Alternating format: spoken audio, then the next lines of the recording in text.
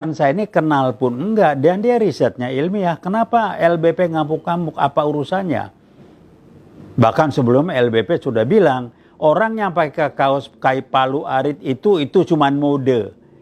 Sehingga rumors yang berkembang, saya tidak tahu benar nggak tahu, bahwa salah satu keluarga, ada yang bilang pamannya, adalah PKI yang tidak kembali ada di luar negeri sampai sekarang. Apa nih nyambung? Wallahu alam bisawab.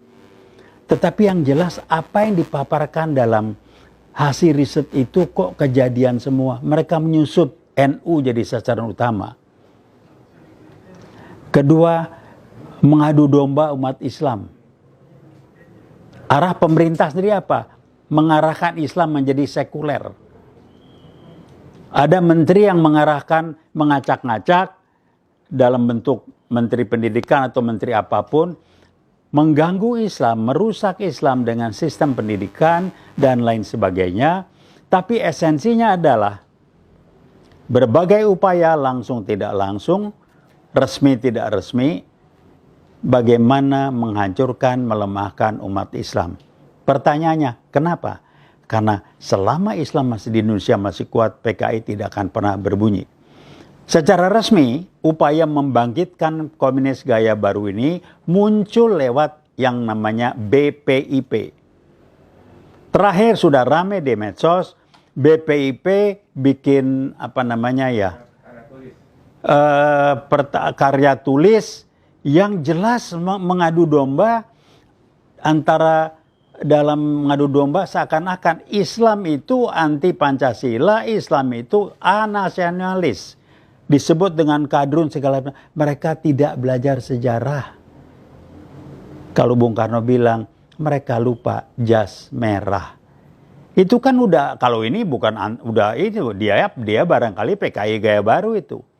Saya kebetulan, Direktur dari Studi Pengembangan Talenta dan Bandware UI, membuat 2 surat resmi ke Ketua BPIP, Profesor Yudian. Saya menjelaskan bahwa Pancasila itu bukan ideologi, itu degradasi.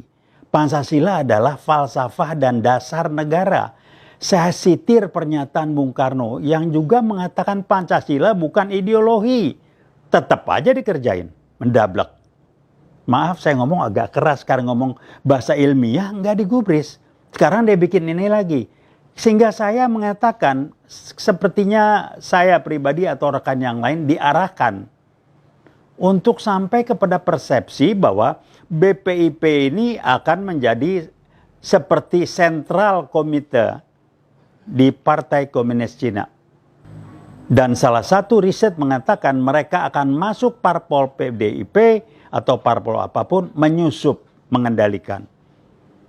Ripka Citmaning mengatakan, aku bangga jadi anak PKI. Apa yang terjadi? Dia menjadi salah satu pengurus PDIP. Sehingga PDIP diarahkan menjadi alat untuk menyebarkan, memaparkan PKI gaya baru. Saya kebetulan interaksi intensif 6 bulan sebelum almarhum Taufik Kimas meninggal. Beliau dengan tegas mengatakan, Dek, selama aku masih di sini nggak ada tuh PKI. Nggak ada tuh itu. Tapi ya nggak tahu lah, keceritanya beliau meninggal jadinya seperti ini. Kenapa saya sampaikan ini?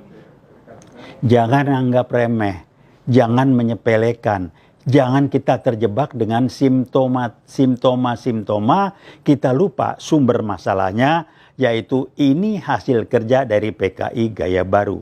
Jadi, kalau sudah ada orang siapapun dia, resmi tidak resmi, yang memusuhi Islam, mengadu, memecah belah Islam, itu sudah pasti dia terpapar oleh PKI gaya baru dan atau dia adalah kepanjangan tangan.